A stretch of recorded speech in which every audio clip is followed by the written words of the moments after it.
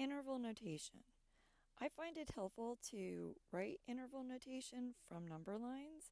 So we're going to look at several examples of number lines and write interval notation from those number lines. So also, if we have on the number line an open circle, that will correspond to curved parentheses in interval notation. If we have a closed or filled in circle, that will correspond to squared off brackets. So for our first example, so here is one graph. Here we have shaded all the numbers to the right of 5, not including 5. So in inequality form, this is x is greater than 5. So with interval notation, we always write our numbers from smaller to larger. So the smallest number that we see included in the graph, the blue part, is 5, comma, and it's pointing towards and including that tip of the arrow pointing towards infinity. So I'm writing infinity. Now the 5 has an open circle around it, and we said originally that that corresponds to curved parentheses, this left column over here. So when it's the beginning number, like this 5 is, it's that first open parenthesis. If it were the closing number, the right-hand number, it would be that second parenthesis below it. Infinity always gets a parenthesis, a curved parenthesis around it, because infinity is not an actual number that we can include. So this is how you would write the interval notation for this number line, 5, comma, infinity, with parentheses around both of the numbers. Okay, second example. This graph looks identical to the first one, except it has a closed circle around the 5 instead of an open circle. So this is representing x is greater than or equal to 5. So in interval notation, again, the smallest number we have is 5, and again, it's going towards infinity. But here, because there's a closed circle around the 5, we have a squared off bracket. So we're using this right-hand column. So I have a squared off bracket around the 5, but again, infinity always gets a curved parenthesis. Okay, our third example. So here we have a graph that has an open circle around -2, but now it's pointing to the left. So it's got all the numbers shaded that are less than -2. So this is x less than -2. So interval notation, again, goes from smaller number to larger number. So now we're writing negative infinity first, comma, -2. Infinities always get curved parentheses. But here, and here the 2 is not included. There's an open circle, so it also gets a curved parenthesis. Okay, fourth example. Okay, this looks identical, except the -2 has a closed or filled in circle. So this is x is less than or equal to -2. So in interval notation, we'll write negative infinity, comma, -2. Infinities always get a curved parenthesis, but here -2 has the filled in circle. It's included. It gets a squared off bracket.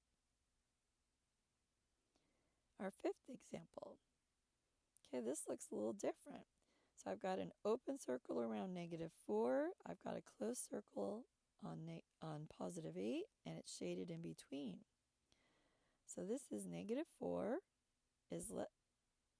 I've got x in the middle. I've got 8. It's -4 is less than x is less than or equal to 8. So that's inequality form. I kind of think interval notation is even simpler.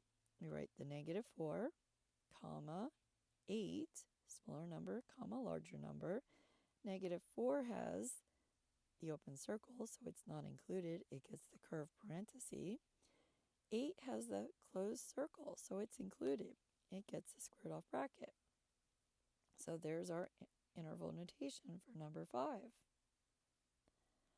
Okay, let's look at a few more examples. So example 6. Ooh, so this has two separate pieces. We have a left piece and a right piece. So this is x is less than or equal to -3, or x is greater than 6. So or means it could be on either of those two parts. So in interval notation, -infinity, comma -3, the infinities always get curved parentheses. -3 is included. It's got the filled in circle, so it gets a squared off bracket. Now, or in interval notation is the union symbol.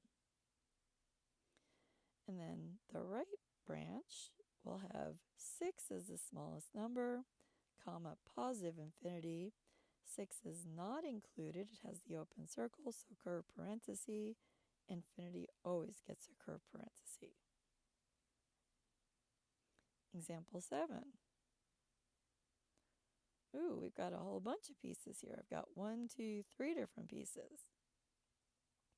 So here I have -9 is less than, x is less than or equal to -4, or 0 is less than or equal to x is less than or equal to 2, or x is greater than 5. So that's how I would write it in inequality form. So let's look at interval notation. So that left one, I've got -9, comma, -4.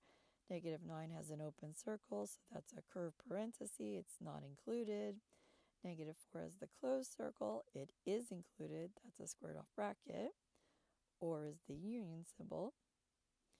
That second piece, we've got 0, comma, 2. Both of those numbers have closed circles, so they're both included. They both get squared off brackets. We've got another or, so another union symbol. And that last piece, we've got 5, comma, infinity.